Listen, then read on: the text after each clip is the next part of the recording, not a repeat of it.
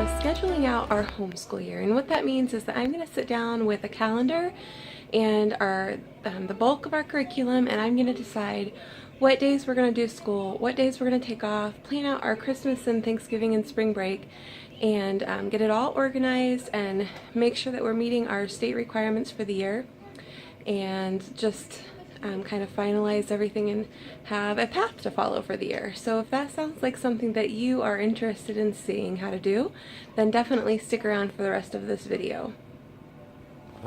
Started scheduling and we're writing everything out. I just feel like it's really important to mention that as we're scheduling, you keep in mind that this is just paper and it's not set in stone, and to give yourself a little bit of grace if things come up during the year and you have to kind of put the schedule aside.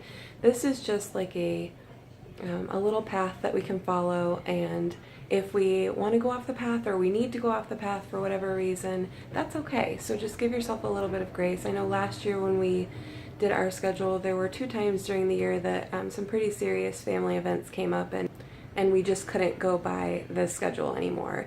And so it's important to remember to give yourself grace and allow yourself to take time when you need it, and then come back to the schedule later and see where you can patch it up or fill in missing spots, or even go into the summer if you need to. We've had to do that before.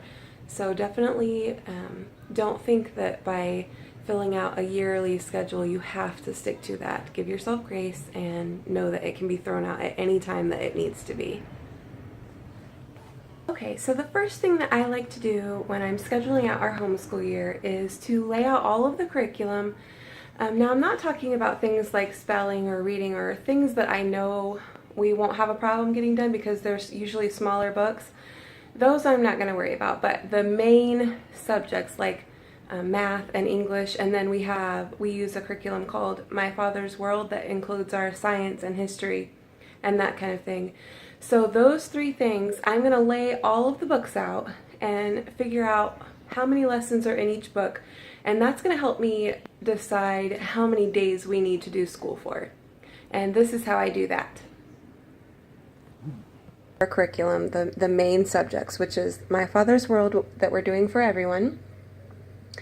And then I have the 3rd grade math, 3rd grade English, 5th grade math, and 5th grade English. And the reason that I have all of these out is so that I can count lessons so that I know how many days I need to plan for. So I'm going to start out by looking at the 3rd grade math, and they have 140 lessons, and this book also has assessments in it, but for 3rd grade the assessments are counted as a lesson. So all of the testing and everything equals 140 lessons. Then moving on to their English, and they have 5 units, and they number all of them all the way up to 125. However, in each unit is a Review 1 and a Review 2. And those are not numbered. So with each of those 5 units comes an additional 10 lessons that are the review days. So it's actually 125 plus 10. So 135 for this. 135 days for that. Moving on to 5th grade math. They have 120 lessons in this book. This is the last lesson in the book. They also have investigations in this book. There are 12 of them, and they are not numbered with the lessons. So I have 120 lessons that I need to count, plus 12 investigations, making it 132 days of work here. Moving on to the 5th grade English. They have chapters in this one, and it goes all the way up to 119 lessons. I do count the lessons and the reviews, and they're all numbered, and there's only 119 of them. The My Father's World curriculum that we're using doesn't go by days, it goes by weeks, and it is a 34-week program with an optional 35th week, and we probably will not do that. 34 weeks is plenty for us, unless we feel like doing it, and I honestly don't see that happening because usually by the end of the year we are done. So I need to make sure that I have 34 weeks scheduled, and I need to make sure that I have the book that had the most lessons, which was the third grade math, at least 140 days of school. So now that I know how many lessons are in each book, and I know that my school year needs to be at least 140 days to cover the 140 lessons and at least 34 weeks, that's going to help me schedule out on a calendar. I know that a lot of people aren't worried about finishing a textbook all the way through, but for me, I'm very much a person that likes to check things off of a list, and I'm just afraid that if we skip lessons in the book, I'm going to wonder later on if problems come up, if it's because we skipped lessons. So we may not like go really deep into each lesson, but we definitely do all the lessons, even if we skim over some that I think we already know really well. The next thing that I'm going to do is get my 2016-2017 school year calendar, and I like to print my calendars online. I print mine from calendarpedia.com, and I really like them because they have all different, what do I want to say, styles of calendars, and they come in different colors, and I like that they have a US version and a UK version. I like the UK version because they start their week on a Monday, and I like the US for the 2016-2017 school year calendar because it lists the federal holidays at the bottom. I like that they list the federal holidays at the bottom because as homeschoolers, when the public school is out for a federal holiday, we like to take that day off too, because a lot of the girls' friends are in public school, and if they have the day off, then it's kind of nice to be able to take that day off too and not have to worry about getting our lessons done before we can meet up with friends. So if you don't already have a calendar and you're looking for one to print, I would definitely recommend the calendarpedia.com ones. I'll be honest, I haven't really looked into a whole lot of other printable calendars because we found these, and if it works, stick with it, right? So I'll show you how I go about our yearly schedule. 2016-2017 printed calendar from Calendarpedia. And the first thing I'm going to do, because they distract me and they confuse me, is cross off all the months that we are not going to be doing school on this calendar year, or that we've already done school. Okay, now that I have that done, I just put a simple X through it. That way I can still see the date if I want to, but I know that we're not doing school and I don't need to worry about those months when I start counting. The next thing that I'm going to do is circle our starting date and our ending date. So this Monday is Labor Day. We start the day after Labor Day on a Tuesday, and we end on a Friday in May, the last Friday in May. Now that I have those dates circled, I'm going to go through with my highlighter and just start crossing off days that I know we're not going to be doing school for sure. Like, for example, we don't do school on birthdays. So I'll go through and I'll highlight everybody's birthday.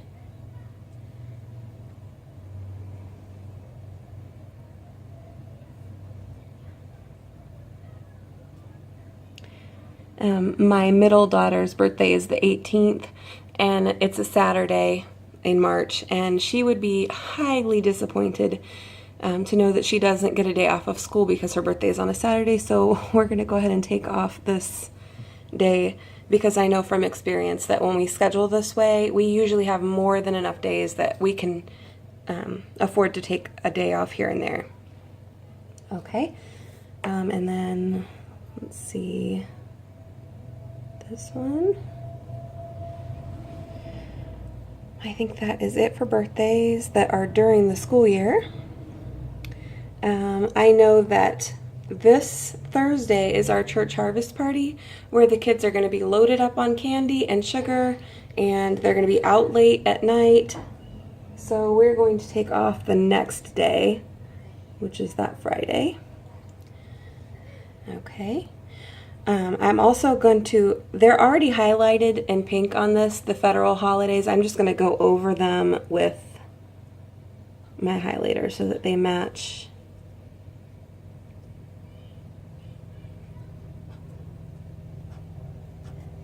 the rest of my days off.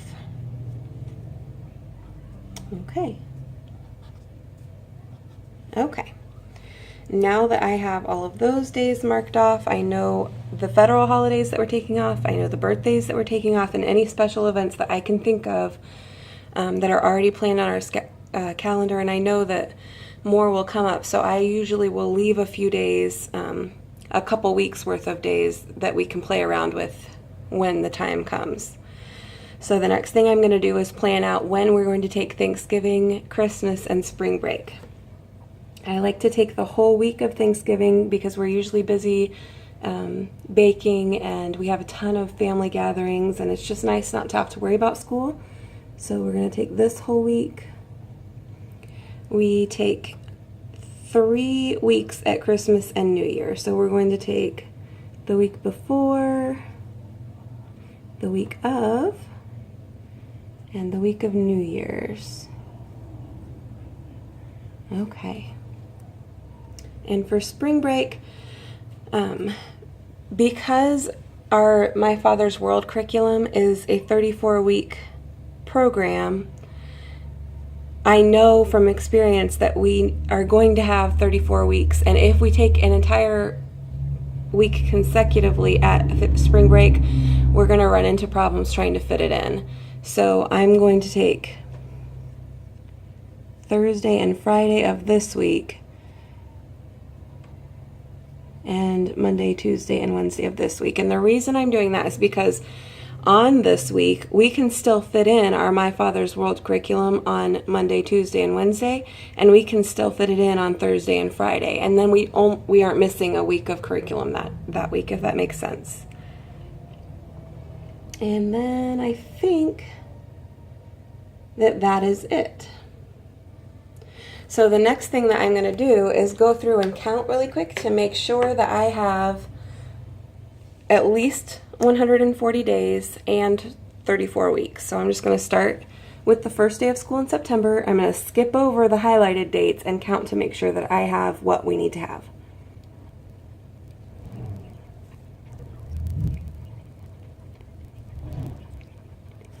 Okay. So with that count, I have us doing school for 155 days. And we only need to do it for 140. So what that gives us is 140 days that we're doing lessons out of textbooks, and then if we have a day that we have a field trip or something, we'll just put the school off. We can miss those days and be fine. The next thing I'm going to do is make sure that I have 34 weeks so that we can get in all of our curriculum. And like I said before, if it's a week like this where we're missing school for that one day, we can still fit the My Father's World in these days and not worry about missing this one. We'll just cram in extra on a day. And usually with My Father's World, there's a lighter day that is just math and English and reading, and you don't actually do the My Father's World curriculum on that day, which gives us an extra day anyway. So I'm just going to go through and make sure that I am having us doing school for 34 weeks. And that's exactly 34 weeks. Now that we have our yearly calendar filled in and we know what days we're taking off and what days we're going to do school, I'm going to go through on a monthly printed calendar for all of the months that we're doing school, and I'm just going to really quick write in the days that we are taking off that I've already decided. I'm just going to highlight through them, and then I'm also going to fill in anything that I know we have going on as of right now, and then as events and activities come in later, I'll fill those in, but for right now I'm just going to do the ones that we know for sure we're going to be doing. When you go to calendarpedia.com, there is a UK version and there is a US version. When I do the yearly calendar like this, I always do the US version because it has our US federal holidays at the bottom. But when I do the monthly calendars, I like to print the UK version because their week starts on a Monday and not a Sunday. And for whatever reason, I don't know if it's some kind of visual thing that I have, but I like that the week starts on a Monday because I feel like that's when we do our starting. To me, Sunday is the relaxing day, the end of the week, and Monday is when we start fresh. So I like for my calendar to start fresh on Monday. So after I have gone through and marked off all the days that we're not doing school, on our yearly calendar, I'll go through the monthly calendars and write in anything that I know for sure right now we have going on and any days off that we're taking. So I have Labor Day, the first day of school. I know that we have a square dancing lesson with our homeschool group on this day. This day is a birthday. And I just go through the whole year and I mark in anything that I know of, keeping in mind that when something comes up later, I can always fill it in. So I have our Christmas break highlighted. Any federal holidays.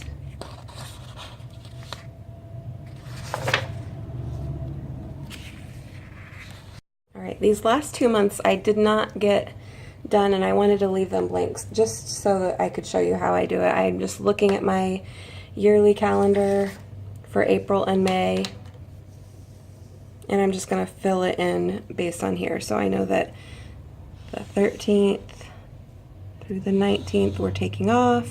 I know that this is Chloe's birthday.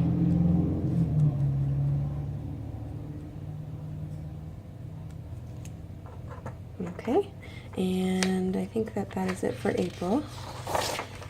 And for May, this is the last day of school.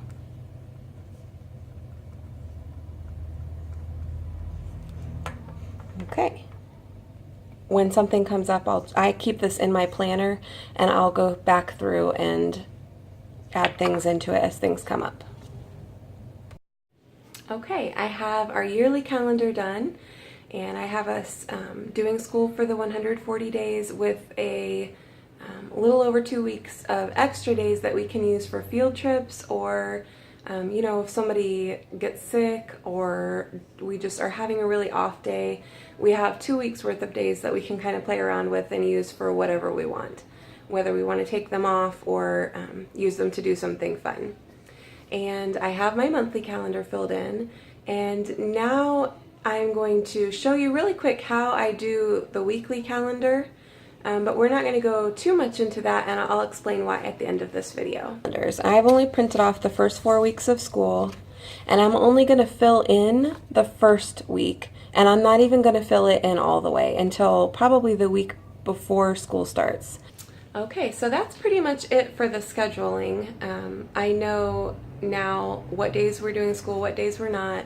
I know that we have a little over 2 weeks extra to play with in case somebody gets sick or we have a field trip or just whatever. We have one of those off days when we just have to put the books away and be done, because that happens once in a while. So I know that we have a little over 2 weeks that we can play around with. And I know that we're easily going to meet our state requirements, because in the state of Ohio, we're not required to have an amount of days, but an amount of hours. They require 900 hours from us. And anybody who homeschools knows that it is extremely easy to get 900 hours, because we can count anything from the lessons that we're doing to field trips to homeschool activities that we go to. We're just, it's the learning never stops. So it's super easy to get our requirements in that way. We're not required to log any hours, so I don't have to worry about that. So basically what I'll do with these schedules is I will put them in my protective sheets inside my homeschool planner, and I'll do a separate video on what's in my planner and how that all works.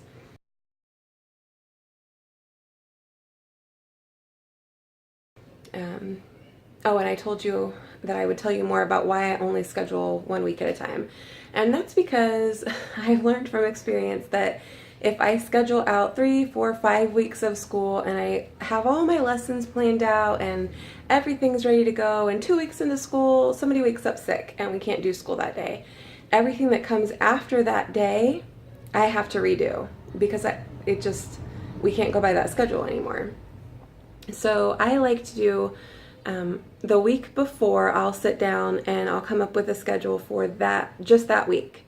And then the next week, I'll schedule the next week of school. And this works best for me because it gives me a chance to sit down each week before school and kind of reevaluate, see where we're at, assess the situation, and then just kind of refresh and know that we're staying on track, and if we have a rough week and something gets off schedule, it's not like I'm out a lot of time because I only scheduled that 1 week.